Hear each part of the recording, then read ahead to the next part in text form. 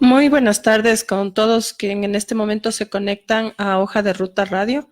En esta tarde tenemos una entrevista con un amigo de este proyecto comunicativo, el doctor Pedro Sassone, encargado de negocios de la República Bolivariana de Venezuela. Y con él vamos a topar algunos temas que sabemos que marcan inquietudes, que están dentro de algunas noticias que hemos recibido y que nos gustaría tener más claridad sobre los procesos que se están dando en este momento en Venezuela. Buenas tardes, doctor. Un gusto tenerle aquí. No, gracias por darnos una vez más esta oportunidad y ustedes son un espacio de verdad muy agradable y muy nutritivo en la comunicación. Muchas gracias. Quisiéramos empezar con el tema de la mesa de negociaciones justamente entre el gobierno de la República Bolivariana de Venezuela y la oposición y cómo va caminando ese proceso, cómo lo están viendo. Bueno, en primera instancia, el precedente antes de la mesa de negociación, Venezuela siempre ha tenido, el presidente Nicolás Maduro ha tenido abierto el canal del diálogo. Para nosotros el diálogo es un mecanismo para la paz es el objetivo. Pese a todo el proceso de ataque, de guerra no convencional, que Venezuela ha sido objeto en todos los planos, en el plano económico, financiero, comunicacional, de violencia de calle, el pueblo ha resistido y la fórmula de resistencia han tenido que ver justamente con esos dos componentes, con un componente de un objetivo claro desde el punto de vista estratégico de mantener la paz, de no caer en las trampas, en la forma y la manera como la oposición venezolana y el imperialismo norteamericano ha querido llevar a Venezuela a una situación de guerra abierta, tanto el interno como el externo. Por lo tanto, este proceso inédito de abrir el diálogo, recordemos que estuvimos asistiendo a los diálogos de Oslo bajo la facilitación de Noruega, nos sentamos con la oposición radical. Lamentablemente no fue posible avanzar porque no se podía avanzar. Unas personas que en la medida que conversan están la utilización de ir impulsando las medidas de asfixia económica financiera, mientras estás dialogando, están promoviendo el golpe militar, es decir que no había una posición sincera, por lo tanto se congeló, no está cerrado la posibilidad de volver otra vez a ese espacio. En ese interín se dio un encuentro con una parte de la oposición. No olvidemos que la oposición venezolana es una oposición heterogénea, diversa, representada por diferentes sectores, y un sector moderado de los partidos, de parte de los partidos tradicionales, abrieron un canal de encuentro, que ha sido de verdad una sorpresa por la forma y la manera como se ha mantenido, por la seriedad y la transparencia, cómo se han dado las cosas. Se conformó esta mesa de diálogo en el abordaje de varios puntos importantes.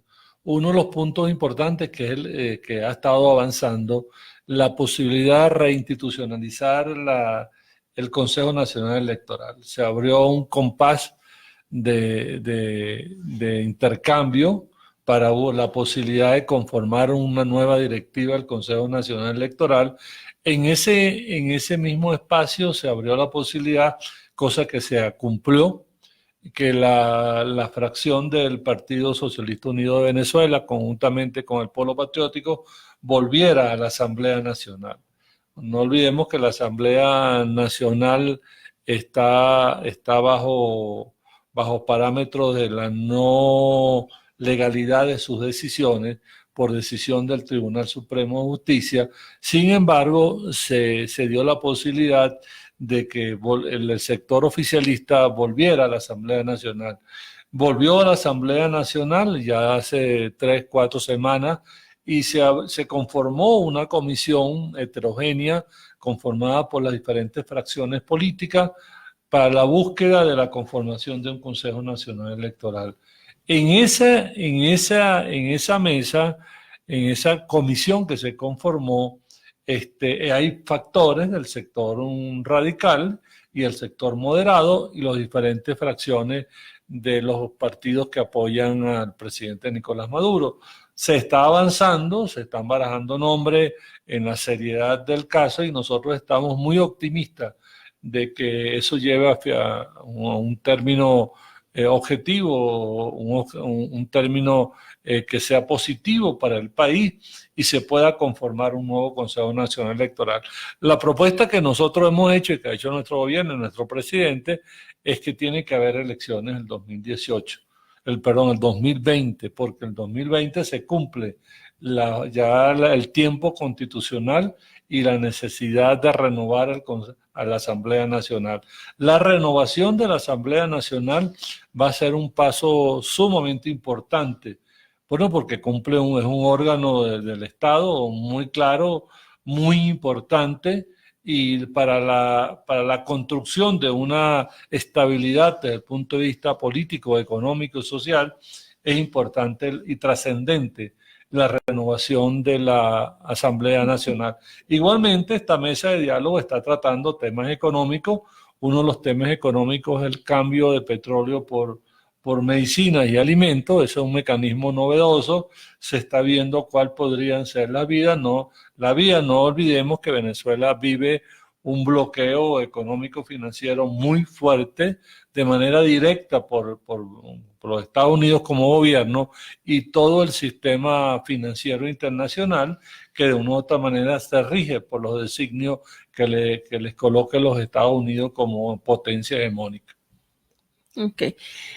Y doctor, en el tema de justo de esta mesa de diálogo y todo, usted mencionaba, y bueno, nosotros también hemos visto que mientras el gobierno del presidente Nicolás Maduro estaba buscando la paz, las negociaciones, y tendríamos de ahí el autoproclamado Juan Guaidó sigue llamando, anda pidiendo más sanciones, incluso Julio Borges también está pidiendo que se asfixie más realmente al pueblo venezolano.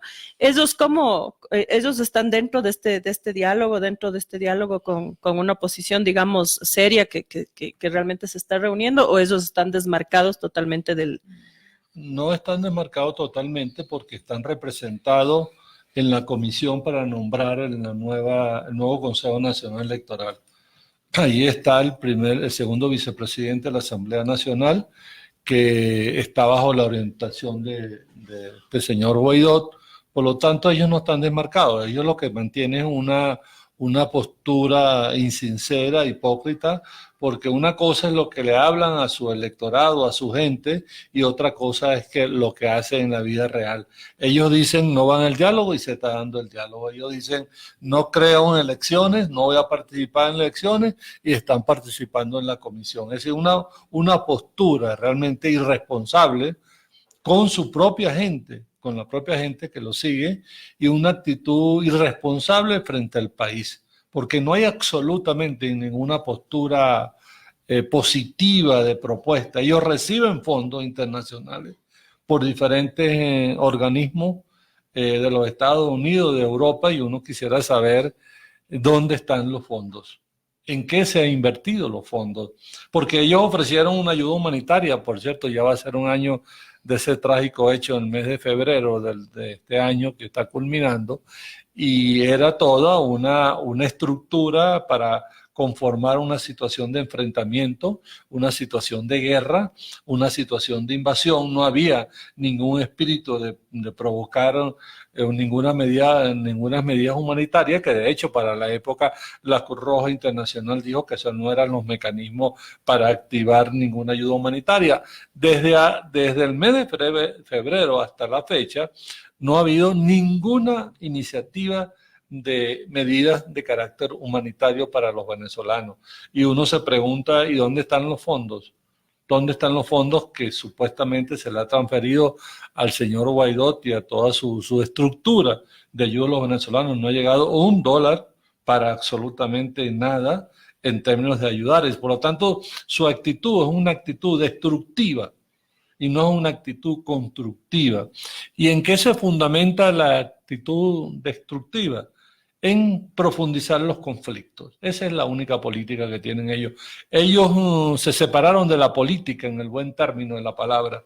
Primero por el mismo hecho como nació él, una persona autoproclamada, que ahora está de moda en América Latina, es el nuevo formato de acabar con las estructuras democráticas y con el orden constitucional, la creación de la figura de los autoproclamados. Él fue el primer autoproclamado, definido claramente una política de los Estados Unidos, y la situación de Bolivia así lo comprueba. Es un lineamiento venido de los Estados Unidos para acabar con los sistemas democráticos, con la estabilidad de los países.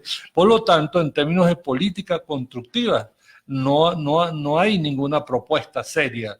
Ellos han tenido la Asamblea Nacional, independientemente de la situación de legalidad de la Asamblea Nacional, no ha nacido de la Asamblea Nacional ninguna propuesta para la reconstrucción de la economía, para el proceso de activación desde el punto de vista social, para la paz, para el entendimiento. El señor Guaidó sigue jugando el conflicto, pero lamentablemente a ellos, para suerte del país, mejor dicho, sus propuestas no ha tenido ningún resultado desde el punto de vista positivo. Ahí están los llamados de manifestaciones.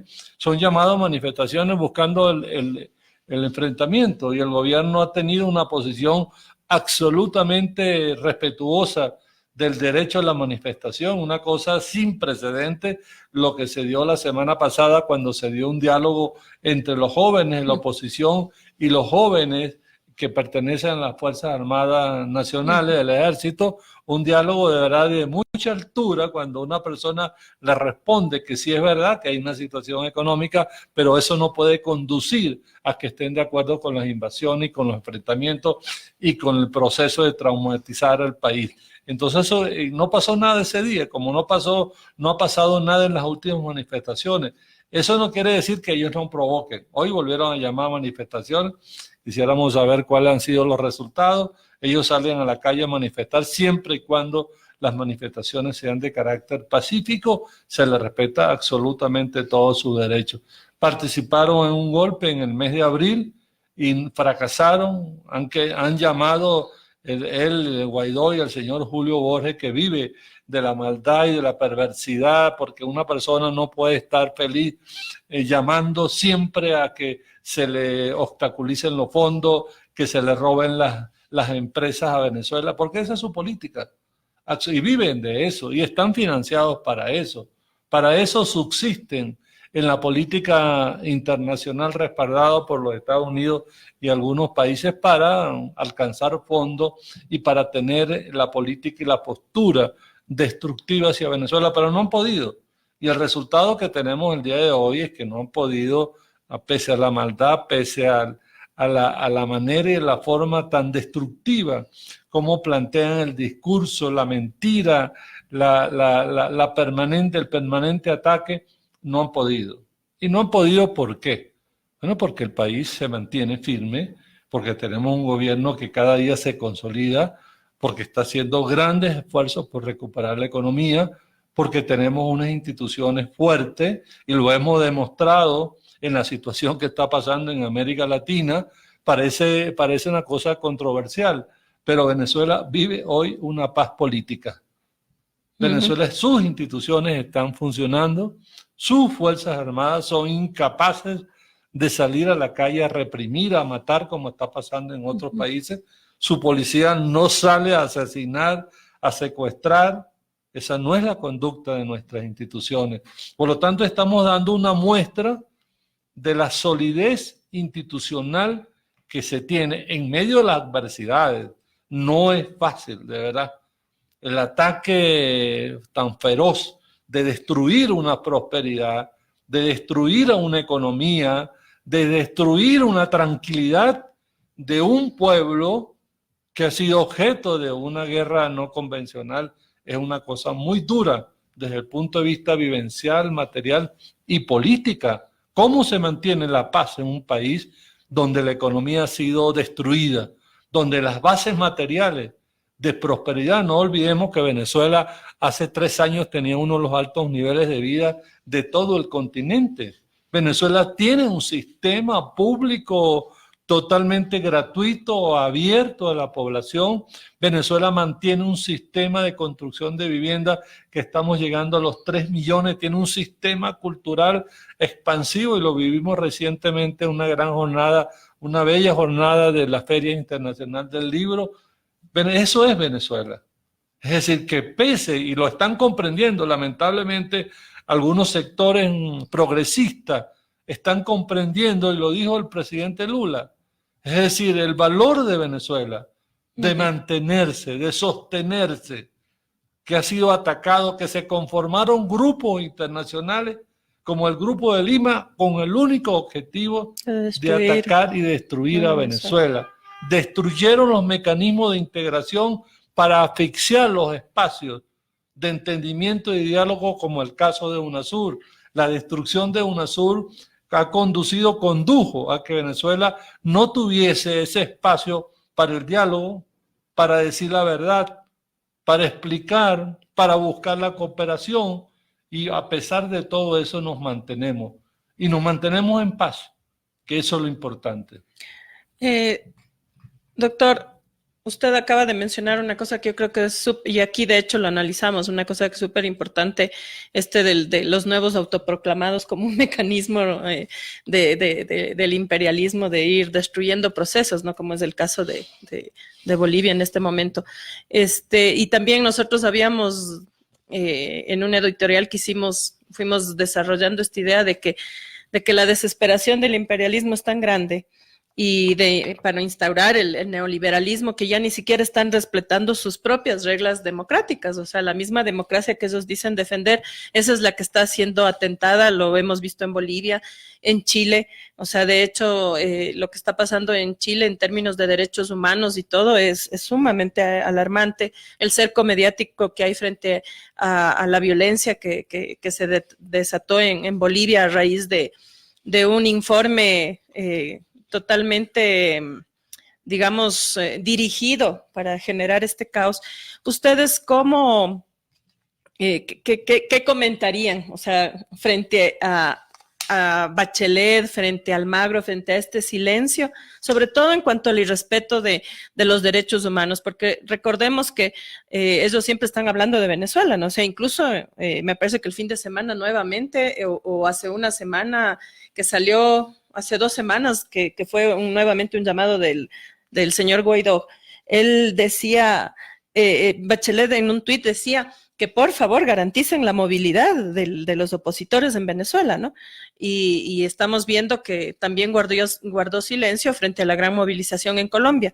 Pero sin embargo, o sea, en Venezuela tose un poquito un opositor y están todos estos sistemas, ¿no? Bachelet, Almagro, llamando y pidiendo por la democracia, entre comillas, ¿no? En Venezuela. Sí, eso es lo que se ha denunciado, es el derecho de doble estándar. Yo aplico la norma cuando me favorece mis intereses. Violo la norma cuando mis intereses están en peligro. Entonces el derecho a doble estándar.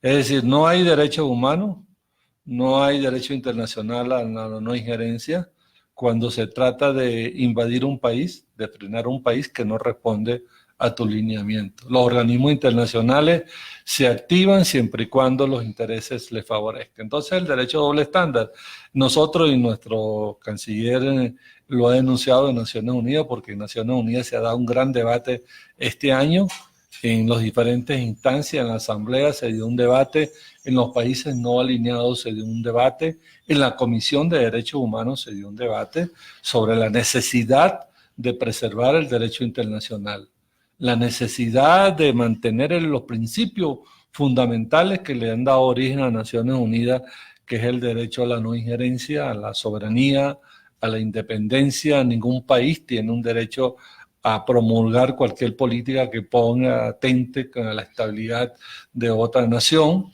Es en la necesidad, y así el país en la última cumbre de los países no alineados lo determinaron en su declaración final. Estamos hablando de 120 países, muy importante, la necesidad prioritaria de defender el derecho internacional. Es decir, pese a toda la política injerencista de las medidas unilaterales desarrollado por los Estados Unidos, violando absolutamente todo el derecho internacional, la necesidad de trabajar por la defensa del derecho y la vigencia de la Carta de Naciones Unidas. Pero la política, y eso es lo que estamos viviendo, una política de los Estados Unidos de destruir y de descomponer territorialmente y los estados, porque el proceso que estamos viviendo a nivel mundial, un proceso de disputa geopolítica a nivel mundial, un proceso de disputa geopolítica a nivel regional y un proceso de disputa geopolítica contra algunos países. ¿Por qué? Por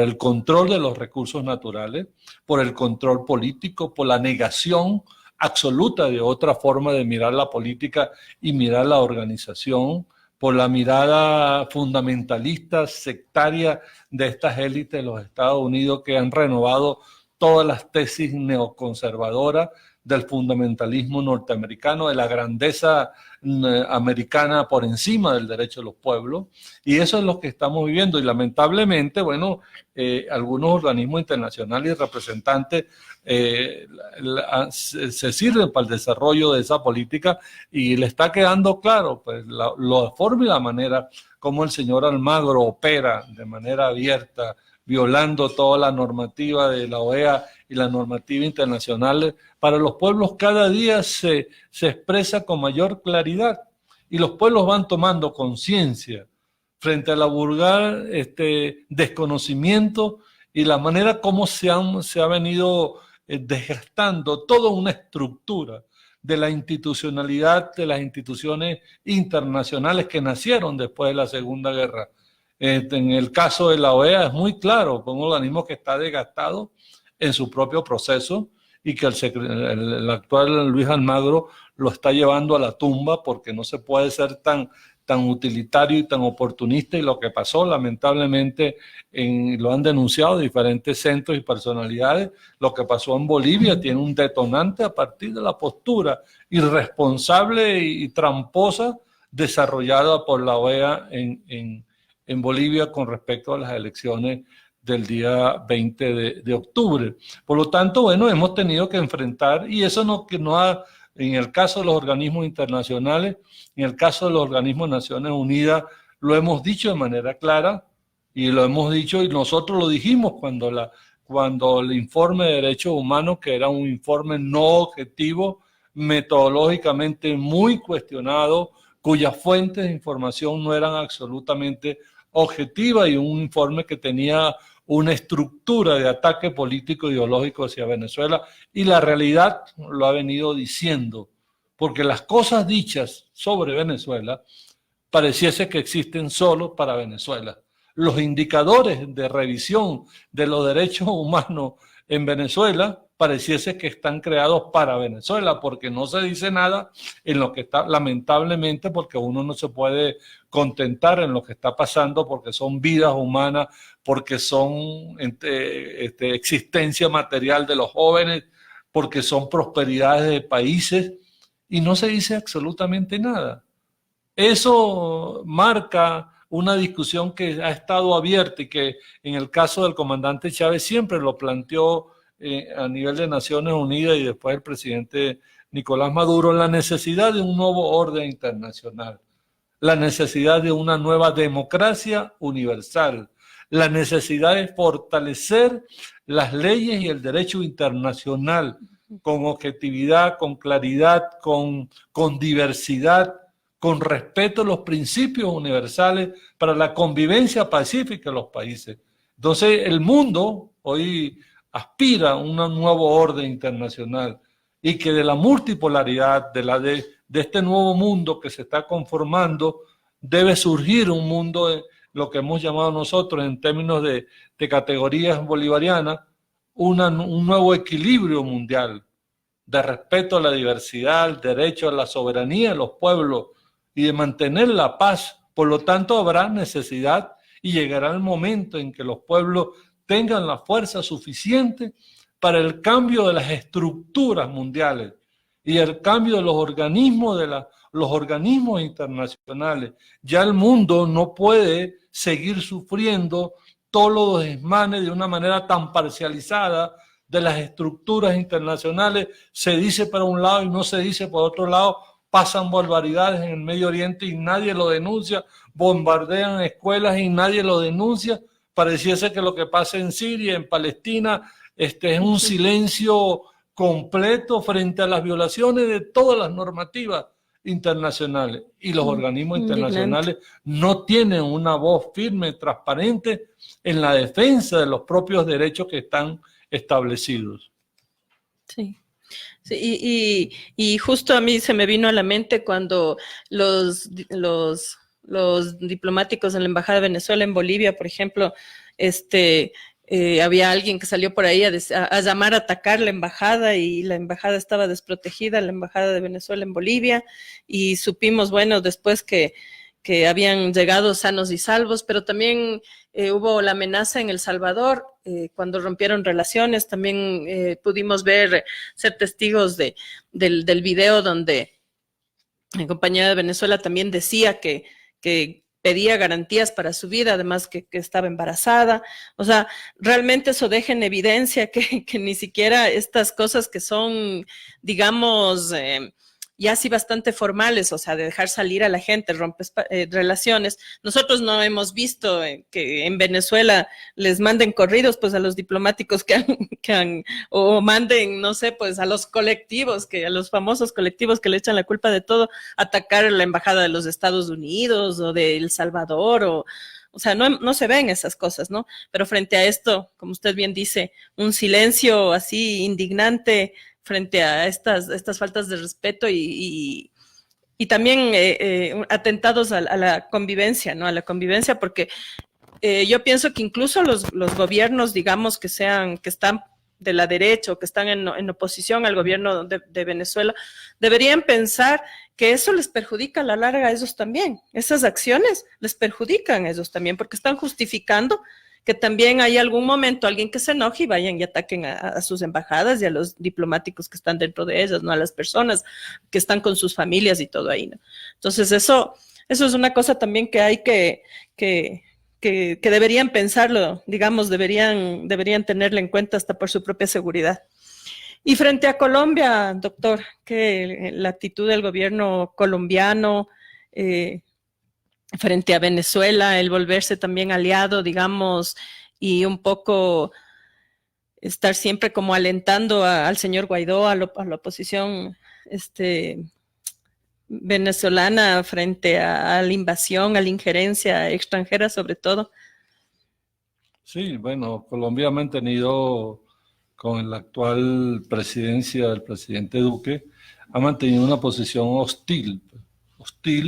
Desde Colombia se han organizado la mayoría de las actividades terroristas en Venezuela.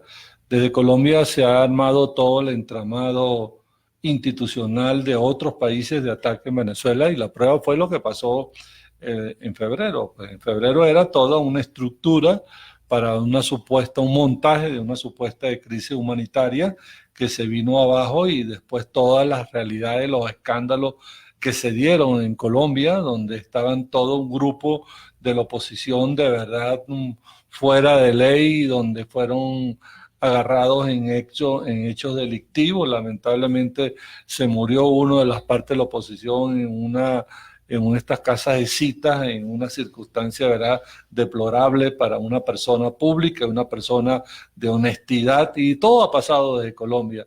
Desde Colombia se montó el show del discurso que dio el presidente Duque en Naciones Unidas, de un supuesto informe, y el informe estaba tan mal hecho que habían imágenes y figuras y relatos que eran absolutamente fuera de contexto, se habían dado hace 4 o 5 años atrás, que no tenían nada que ver con Venezuela, porque se hizo las acusaciones de Colombia que en Venezuela estaban los señores de la FARC que se habían ido y que se habían declarado en contra del proceso de legalidad producto de los procesos de paz, y donde no había absolutamente ninguna prueba, y lamentablemente porque Colombia necesita a Venezuela y Venezuela necesita a Colombia, partiendo de que venimos de un mismo origen histórico. Y aparte de la problemática económica y social y de seguridad es fundamental el diálogo, y nosotros lo estuvimos planteando que habían casos, y hay casos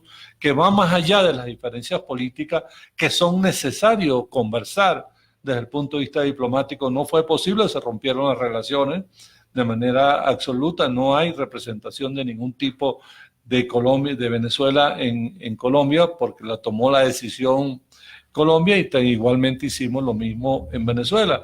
Por lo tanto, ha sido toda una forma y una manera ideológica de plantear, de ataque político a Venezuela, de injerencia en los asuntos internos, porque desde Colombia se arma toda la estrategia en contra de Venezuela. Y la verdad es que nosotros hemos sido las grandes víctimas de todo el proceso colombiano. Lo vivimos en los procesos de guerra, lo vivimos en el nacimiento del paramilitarismo, lo hemos vivido dentro de convivir con un país que es el centro del tráfico de drogas a nivel internacional, donde las bandas por toda la amplitud de las fronteras nuestras están presentes en un momento determinado, la violencia de ellos se va hacia Venezuela. Por lo tanto, nosotros hemos sido víctimas del proceso y a la vez hemos sido el país receptor de los colombianos que han huido de la guerra. Históricamente ha sido así. Nosotros tenemos aproximadamente unos 4 millones de colombianos viviendo en Venezuela que se fueron durante la guerra, que fueron refugiados producto de los procesos de la guerra que se vive en Colombia. Por lo tanto, nosotros hemos tenido una política de amplitud y mantenemos una política de amplitud hacia el pueblo colombiano, de amplitud, de comprensión, de solidaridad, porque eso ha sido, nosotros somos incapaces, si no tenemos pruebas realmente de que están participando en situaciones delictivas y desde el punto de vista político, expulsar a los colombianos. Somos incapaces de victimizar a los migrantes colombianos, de atacarlos permanentemente y de incentivar el odio hacia el colombiano, cosa que no hemos hecho ni hacia los colombianos ni hacia ninguna nacionalidad que han convivido con nosotros. No generamos desde el gobierno una actitud xenofóbica como se sucede en algunos países y sucede en el caso colombiano de las autoridades. Tenemos una actitud absolutamente diferente. Eso sí, nosotros defendemos nuestra soberanía, nosotros defendemos nuestra independencia, nosotros hicimos toda la actividad de despliegue en términos militares en preservación de nuestra soberanía. Nosotros no somos un país invasor, nosotros somos un país para la defensa nacional y la integridad territorial. Y no han podido, y no hemos caído en lo absoluto a ninguna trampa montada desde Colombia de manera permanente, por la manera clara y transparente como hemos llevado los asuntos de carácter internacional. Es más, tenemos la gran esperanza de que volvamos otra vez a la posibilidad del diálogo internacional, respetando las diferencias, porque así convivimos en UNASUR. En UNASUR se creó, estaba el presidente Uribe para aquel tiempo, estaba el presidente Chávez, dos enfoques de carácter político internacional, y en esos enfoques diversos nació la UNASUR. Es decir, que sí es posible mantener la unidad, la cooperación en la diversidad, por la necesidad y por la paz de nuestros pueblos, porque no es verdad y no nos van a convencer a nosotros que en la salida de recomposición en el mundo y en América Latina es ir a la situación de guerra. Esa es la actitud del imperio. La actitud del imperio hoy no es construir absolutamente nada, sino destruir. Y sobre los procesos de destrucción se imponen sus intereses. Es una cosa lamentable que tú hagas de la guerra tu mecanismo de vida y de fortalecimiento económico.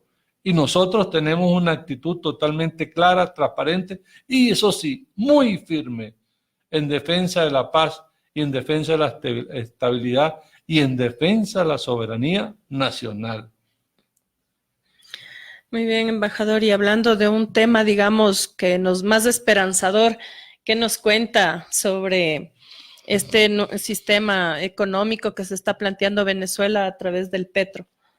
¿Cómo está yendo eso? ¿Cómo se está desarrollando justamente para tratar de salir de de toda esta agresión, de este embargo económico y financiero que le han impuesto a Venezuela. Sí, en una circunstancia, y la historia lo anotará así, ha sido uno de los países más atacados en la historia política institucional de América Latina y del mundo. No es fácil recomponer la economía sobre unos niveles de robo de fondos que llegaron a los 30.000 millones de dólares, que son los fondos que han sido capturados y robados por nosotros, que están congelados en algunos bancos internacionales. Son 30.000 millones de dólares, de verdad uno tiene la imagen visual de que son 30.000 millones de dólares. Una economía colapsada con el atentado permanente de un dólar golpista, de un dólar que cambia todos los días y que un dólar que ha logrado marcar la economía, el comportamiento económico nacional. Pese a todas esas circunstancias, no la hemos inventado. No la hemos inventado. En primera instancia, nosotros, desde una concepción de la multipolaridad, porque eso es una línea de trabajo nuestra en el Plan de la Patria, es una línea estratégica marcada por el presidente Chávez, la necesidad de construir un nuevo sistema de relaciones. Y lo hemos construido. Hoy por hoy tenemos un sistema de relaciones que cada día avanza más en lo comercial, en lo financiero, en la venta de los productos fundamentales. Construimos un sistema de relaciones fuerte. ¿Con quién? Con la China, con la India, con Rusia, con Irán. Es decir, nosotros impulsamos, practicamos la necesidad de la preservación y del desarrollo del mundo multipolar. Entonces, bueno, en primera instancia, eso es un proceso que se viene dando. Los Estados Unidos nos ha asfixiado, ha intentado asfixiar la economía, pero nosotros construimos y estamos construyendo un nuevo sistema de relaciones comerciales. En esa construcción del sistema de relaciones comerciales tiene un punto fundamental que es la reactivación de la economía.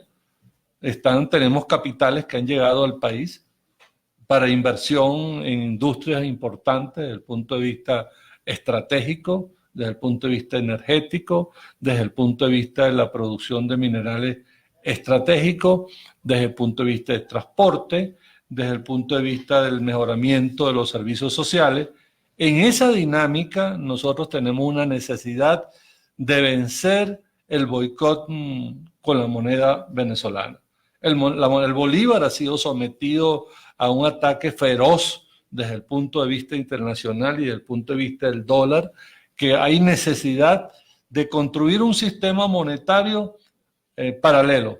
Y ahí vino la creatividad de la criptomoneda. Eso ha sido paulatino. ¿Por qué? Porque hubo que conformar un sistema tecnológico y hoy podemos decir con mucha fuerza, somos vanguardia a nivel mundial. Creamos un sistema tecnológico de la criptomoneda. Una vez creado el sistema tecnológico de la criptomoneda y una vez que las criptomonedas se están abriendo a nivel internacional, en ese proceso se ha venido consolidando el petro. Y entonces el petro construyó su base y hoy está viviendo el momento de la aplicación práctica de una moneda en criptomoneda. Una moneda que tiene que ver con las relaciones comerciales internacionales y las relaciones comerciales nacionales. Se crearon varias iniciativas recientemente, hace 2 semanas, de tal manera que están participando el sistema industrial nacional, empieza a utilizar la criptomoneda. La criptomoneda también va a ser una unidad, es una unidad de cuenta, es decir, que puedes presentar tu sistema económico financiero en moneda nacional, el bolívar, y en criptomoneda. El público en general puede, de hecho, este año, a finales de este año, terminamos ahorita del presidente anunciar un aguinaldo para a todos los trabajadores con medio petro, para familiarizar al pueblo en la utilización del petro. El petro tiene que ser tan atractivo que anule la manipulación del dólar. ¿Me explico? Es decir, ¿cómo tú logras frenar el problema de la dolarización de la economía y la utilización del dólar como moneda fuerte frente a la crisis del bolívar como resultado del ataque, nace la criptomoneda. Entonces, bueno, pero es complicado porque es una economía sometida a una asfixia financiera. Los Estados Unidos hasta el momento, no ha podido frenar la utilización de la criptomoneda, el petro, y no ha podido frenar el reconocimiento del petro como valor de intercambio internacional. Entonces, ¿cuál es la meta? El petro como moneda de intercambio internacional, es decir, que puedas vender y comprar. Y el petro como moneda de intercambio nacional, que puedas vender y puedas comprar. Es un reto creativo. Nosotros, producto de la crisis en Venezuela, se ha venido avanzando en la digitalización de todos los intercambios, de tal manera que la utilización del intercambio comercial con la utilización de la tecnología, el pueblo lo ha hecho como una política común. Es decir, tenemos un pueblo que se está socializando masivamente en la utilización de la tecnología para las transacciones desde el punto de vista económico financiero. Es una cosa sorprendente, de verdad. Entonces ya tenemos comercio, tenemos estructura. De hecho, los últimos indicadores, las últimas visualizaciones, Venezuela está viviendo un fenómeno ahorita de retomar su vida económica financiera. Se están abriendo nuevamente los centros comerciales, están apareciendo las marcas, no hay problema de la presencia de los productos de la cesta básica y los productos necesarios, hay un abastecimiento masivo en Venezuela. El problema nuestro ahorita es de cómo logra frenar el problema de la inflación inducida, y ese es el reto del petro. El petro tiene que crear un mecanismo de equilibrio del sistema de intercambio monetario y comercial en Venezuela. Pero es una realidad. Con todas las vicisitudes, es una realidad que están haciendo y no lo dejan de... Y de ahí la desesperación. Los sectores opositores están desesperados por dos indicadores. Uno, la estabilidad política. Y otro, porque empieza a haber una pequeña pero progresiva superación y consolidación de la recuperación económica financiera. Porque si nosotros logramos avanzar por el camino que estamos, definitivamente no va a haber manera de que sigan bloqueando, de bloquear a un país, de destruir un país, porque Venezuela tiene una solidez institucional, tiene una coherencia desde el punto de vista político, por la amplia organización, y lo hemos visto, ha sido impresionante las manifestaciones en todos los sectores. Hoy están las mujeres en la calle, los jóvenes, el pueblo en general, son manifestaciones masivas. Estamos hablando de 100.000, 150.000 personas, son grandes manifestaciones.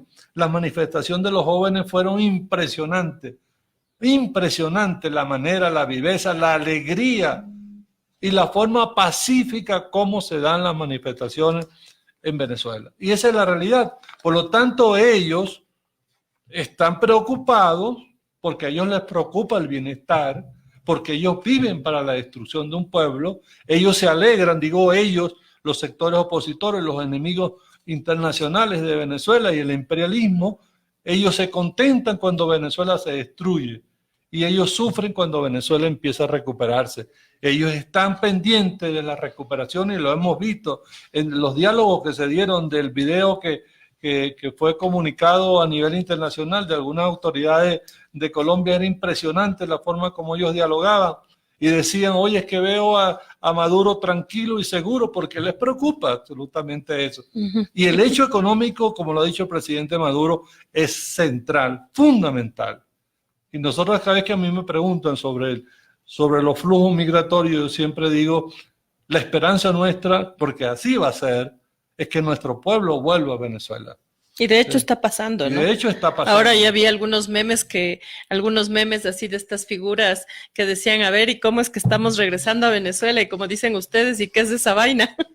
y me daba mucha gracia porque en realidad, viendo todo lo que pasa, yo creo que para los venezolanos que salieron, solo haber visto, por ejemplo, esta persecución racista en Bolivia, haber sido testigos de una violencia desquiciada en Chile, en estos momentos de movilización, porque Chile también es un pueblo que estuvo callado por años, ¿no? Por años, y parece que estalló, o sea, llegó a un punto de que ya no podía aguantar más. Y creo que los venezolanos, digamos, que salieron de Venezuela están viendo que realmente no es todo un tema solo de salir y de comprar, sino también de un tema de respeto de los derechos humanos, un tema de no ser agredido, un tema de que a nadie se le juzgue por el color de su piel. Y creo que eso es un buen aprendizaje, porque a veces, y creo que la gente busca mucho el tema material, ¿no? Y va renunciando a otras cosas que son también vitales, como justamente el derecho a la vida. O sea, eso es algo que en Venezuela no pasa. O sea, en Venezuela a la gente no se le persigue ni, como usted bien decía, ni porque viene de otros países, ni porque es o sea, desde el gobierno no hay un tema racista, un tema xenofóbico, un tema de marginar, por ejemplo, de dejar a un lado el desarrollo de las mujeres, el no conversar o que no sean parte de la construcción del país de los jóvenes, ¿no? Yo creo que eso realmente a mucha gente que estuvo afuera y en estos momentos que están realmente encendidos varios países debe haber quedado muy clara para la migración venezolana de que no es así como tan maravilloso afuera, o sea, que también tenemos muchos problemas en los otros países, hay muchas cosas que en Venezuela en términos de derechos realmente están superándose, ¿no? Y se van superando bien, pese, como usted bien decía, a toda esta agresión sistemática, a un bloqueo injusto, de todos modos no se ve, ¿no? Usted ¿cómo, si usted pudiera decirle a esta juventud chilena que está en las calles, a estas madres, a estos docentes en Chile, si usted pudiera enviar un mensaje de ese pueblo venezolano que ha sabido resistir todos estos embates, ¿qué les diría a ellos? ¿Qué les diría a los bolivianos que siguen también en las calles tratando de denunciar el golpe y también resistir al golpe? ¿Cuál sería el mensaje, sí, quizás el mensaje es un mensaje indudablemente que es un mensaje de lucha, un mensaje de la preservación del derecho, un mensaje por renovar, reestructurar, y ahí la vía constituyente es una gran vía, porque es una vía pacífica, una vía de entendimiento, y ojalá sí se establezca. Y sería interesante, de verdad, repensar a los países que han vivido las constituyentes así lo han obtenido. La constituyente es una vía para la paz, una vía para la reconstrucción del Estado de Derecho, una vía incluyente de las diferentes voces, y eso es lo que buscan los pueblos. Y eso que uno ve en última instancia en el caso de Chile, que es diferente al caso de Bolivia, es una aspiración de que la gente sea oída, escuchada. Lo que está clamando la juventud chilena no es la violencia, lo que está clamando la juventud chilena es que los escuchen, pues. Porque el pueblo chileno, la juventud chilena, es una juventud muy madura, una juventud que tiene un enfoque del sistema educativo, que tiene un enfoque sobre el sistema social, que tiene un enfoque sobre la ciencia y la tecnología, que tiene un enfoque sobre el comportamiento económico. Los diferentes movimientos sociales así lo han expresado, es decir, se han expresado las voces del silencio. Y lo que está aspirando el pueblo chileno es que se escuche, se valore, se reconstruye un país en función de las mayorías. Chile es un gran país, Chile es un país con una enorme potencialidad, como son todos nuestros países, pero esas potencialidades que tenemos nosotros en nuestros países se da sobre el interés común.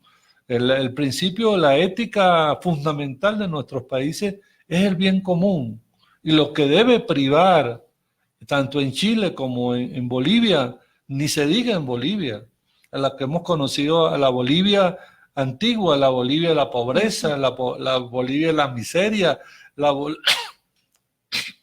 la Bolivia de la exclusión y lo que es la Bolivia que está dejando el presidente Evo. Es otra Bolivia y eso no se puede tapar con un dedo, pues. El sol no se puede tapar con un dedo. Y los pueblos pondrán la verdad sobre la mesa.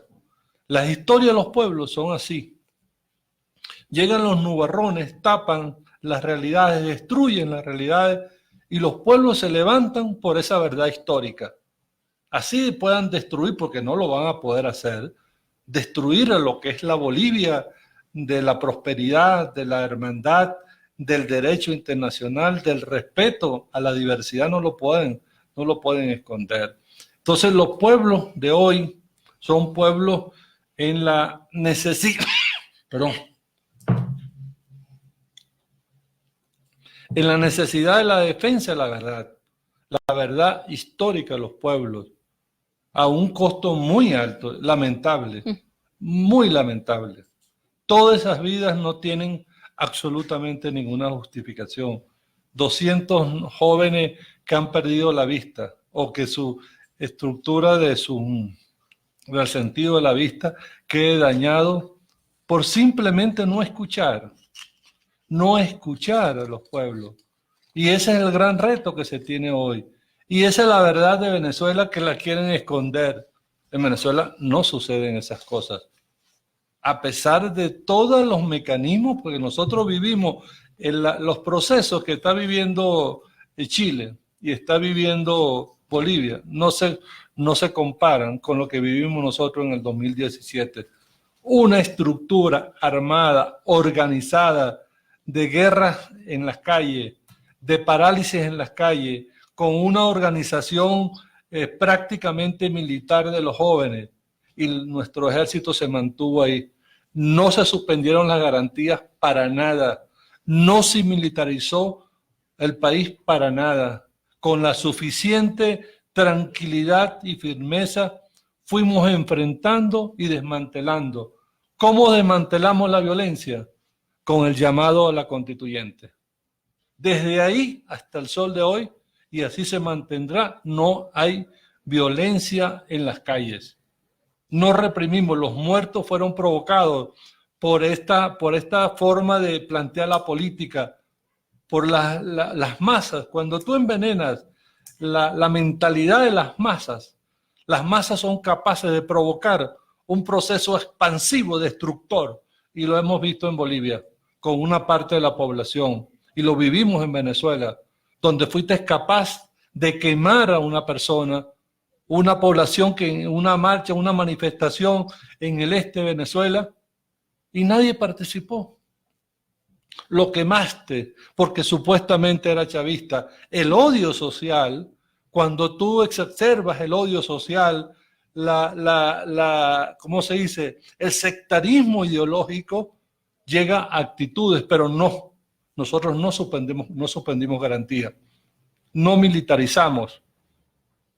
Y eso fue el proceso de respuesta. Nosotros respondimos con paz, con medidas, con elecciones a los actos de violencia vividos en el 2017. Por lo tanto, la esperanza que uno tiene sobre Chile es que se canalice en las vías, que hay vías, y las propuestas son vías pacíficas constituyentes.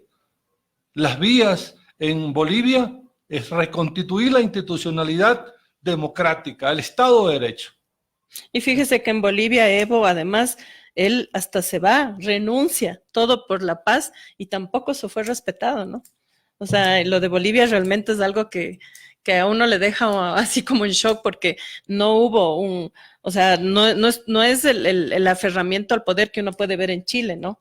Incluso Piñera acaba de anunciar asesores extranjeros y todo para preservar el orden, mientras que Evo dijo, yo me voy, yo por la paz prefiero renunciar, prefiero que llamar a elecciones, incluso sin mi participación, pero es una propuesta realmente de paz, ¿no? Y sin embargo, eso tampoco sirvió para pacificar Bolivia, y eso también deja como lecciones o quizás enseñanzas a ver realmente qué se está planteando el imperialismo de manera brutal, desquiciada para Latinoamérica, ¿no? Sí, la enseñanza es que nosotros tenemos que consolidar las instituciones democráticas. La experiencia que hemos vivido, las democracias son muy sensibles a los cambios circunstanciales. Nuestra estructura institucional, el Estado, los estados nuestros tienen que ser estados fuertes. Nuestras instituciones tienen que ser instituciones fuertes. Nuestra democracia tiene que tener capacidad de respuesta frente a las agresiones. Y la conciencia de los pueblos. De aquí lo que estamos sacando como resultado es el aumento de la conciencia de los pueblos. La conciencia por la defensa de los derechos. La conciencia por la defensa de la paz. La conciencia por la defensa de la democracia. De la conciencia de convivir en las diferencias. Esos son los resultados, y eso va a ser los resultados que nos conduzcan, porque pueden haber dos vías. Una vía que América Latina deje de ser un territorio de paz, y una vía que se consolide la paz. Esta es una lucha por la paz. Indudablemente que es por la paz. Y no puede ser que las corrientes destructivas por los intereses mezquinos, vaya a destruir las convivencias pacíficas de los pueblos. Y porque hay un principio fundamental: cada país es soberano. A pesar de que las insinuaciones que se han dado que si Venezuela se ha inmiscuido en los asuntos internos, eso es una barbaridad. Venezuela nunca lo ha hecho. Sin embargo, nosotros sí nos lo han hecho.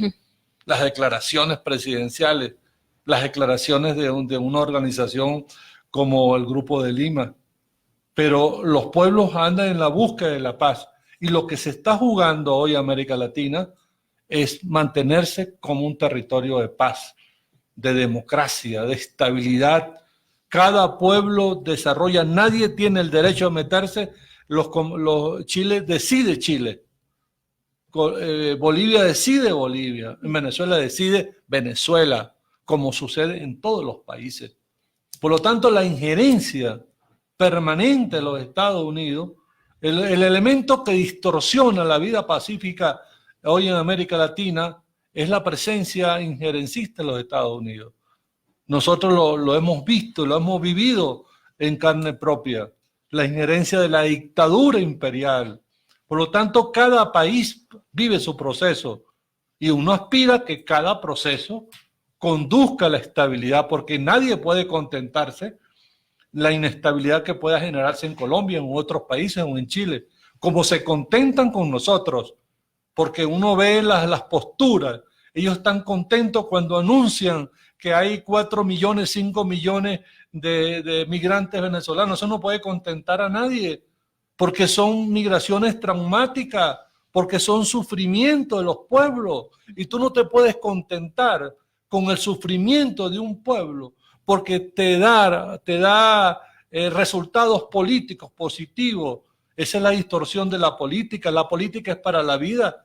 La política no es para la destrucción de ningún pueblo. Por lo tanto, no nos podemos contentar cuando pasan conflictos en un pueblo. Nadie se puede contentar con lo que está sucediendo en cada uno de los países. Y cada país debe encontrar su propio camino de resolver sus problemas, de sus problemas internos. Cada país debe encontrar la forma más inteligente, más abierta de reencontrarse con sus propios objetivos internos. Y esa es la aspiración nuestra. Esa es la aspiración nuestra de lo que está sucediendo hoy en América Latina. Pues bien, muchas gracias, doctor. Y nos quedamos justamente con esto que dice, yo la anoté por aquí, pero me parece muy chévere esta frase de la política es para la vida de los pueblos. Y con eso queremos cerrar esta entrevista, agradecerle por su presencia y de nuevo que sepan que estos micrófonos están abiertos para decir la verdad sobre Venezuela. Muchas gracias. Bueno, gracias a ustedes por darme esta oportunidad.